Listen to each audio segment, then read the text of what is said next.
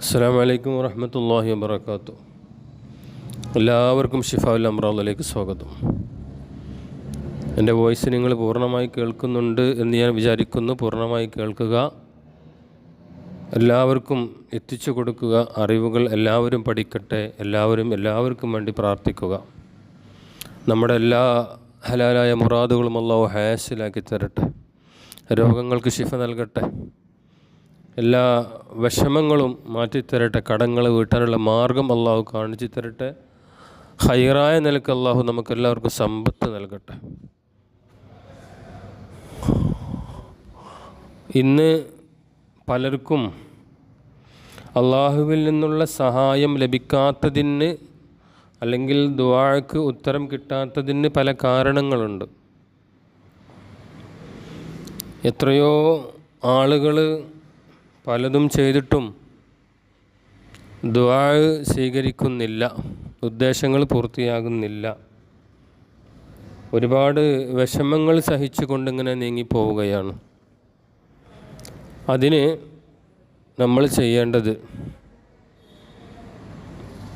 അള്ളാഹുവിനെ വിചാരിച്ചുകൊണ്ട്, നമുക്കൊരു മനസ്സുണ്ട്.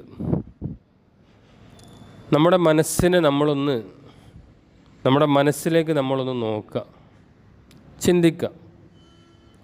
ഞാൻ എന്താണ് ഇങ്ങനെ? ഞാൻ എന്തിനാണ് എല്ലാവരോടും ദേഷ്യത്തോടെ സംസാരിക്കുന്നത്? ഞാൻ എന്തിനാണ് മറ്റുള്ളവരെ കുറ്റം പറയുന്നത്? ഞാൻ എന്തിനാണ് കളവ് പറയുന്നത്? ഞാൻ എന്താണ് നിസ്കരിക്കാത്തത്? ഞാൻ എന്താണ് ഇങ്ങനെ എന്ന് നമ്മളെക്കുറിച്ചൊന്നൊന്ന് ആലോചിക്കുക. ഞാൻ എന്താ ചെയ്യുന്നത്? ഞാൻ എന്തിനാ ഭാര്യയോടും മക്കളോടും ഇങ്ങനെയൊക്കെ കാണിക്കുന്നത് എന്ന് നമ്മളെക്കുറിച്ച് ചിന്തിക്കുക. അങ്ങനെ ചിന്തിക്കുമ്പോൾ നമ്മുടെ മനസ്സ് ഇങ്ങനെ ഒരു മനസ്സിനൊരു സൈസ് കുളിർമ ഉണ്ടാകും. അങ്ങനെ ആ മനസ്സിനെ പാകപ്പെടുത്തിയെടുക്കുക. അതായത് മനസ്സങ്ങോട്ട് ക്ലിയറാക്കുക. പല ജാതി ചിന്തകൾ നമ്മളെ മനസ്സിലേക്ക് ഇങ്ങനെ വന്നുകൊണ്ടിരിക്കും. ആ ചിന്തകളൊക്കെ മാറ്റി നിർത്തി നമ്മളെ ചിന്തകൾ നല്ലത് ചിന്തിക്കുക. ഒരാളെക്കുറിച്ചും നമ്മൾ കുറ്റം പറയണ്ട, ഒന്നിനെക്കുറിച്ച് നമ്മൾ കളവ് പറയണ്ട, ആരെയും പരദൂഷണം പറയണ്ട, കളവ് പറയണ്ട, നിസ്കരിക്കാതിരിക്കണ്ട.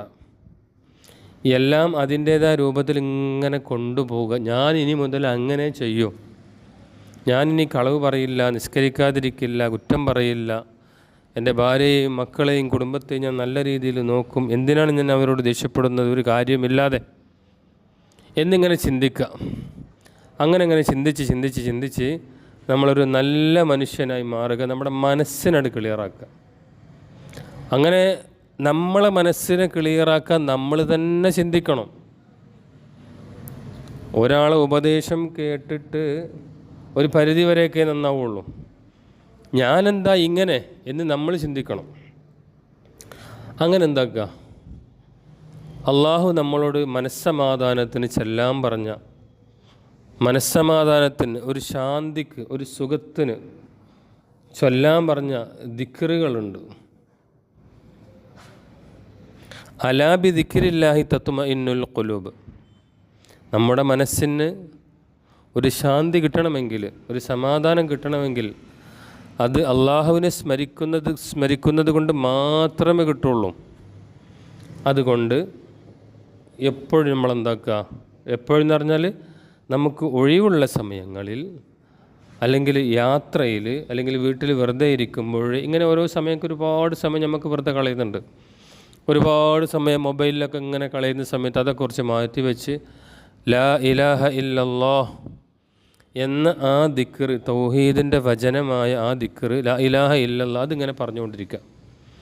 അത് പറയുമ്പം എങ്ങനെ പറയണം? വെറുതെ ലാ ഇലാഹ ഇല്ലല്ലാഹ് പറഞ്ഞാൽ പോരാ, അതിനൊന്നും കിട്ടൂല. പിന്നെ ലാ ഇലാഹ ഇല്ലല്ലാഹ് ആത്മാർത്ഥമായി മനസ്സാന്നിധ്യത്തോടു കൂടി എന്ന് ലാ ഇലാഹ ഇല്ലല്ലാഹ് പറയണം. അങ്ങനെ പറഞ്ഞുകൊണ്ടിരിക്കുക. അതുപോലെ ഹസ്ബി അല്ലാഹു വ നിഅമൽ വക്കീൽ, ഈ രണ്ട് ദിക്റുകൾ നമ്മളെ ജീവിതത്തിൽ പ്രാവർത്തികമാക്കുകയാണെങ്കിൽ നമ്മുടെ മനസ്സ് നന്നാവും, നമ്മുടെ മനസ്സ് ക്ലിയറാകും. പിന്നെ നമുക്ക് നല്ലൊരു ജീവിത രീതി അള്ളാഹു തോന്നിപ്പിച്ചു തരും.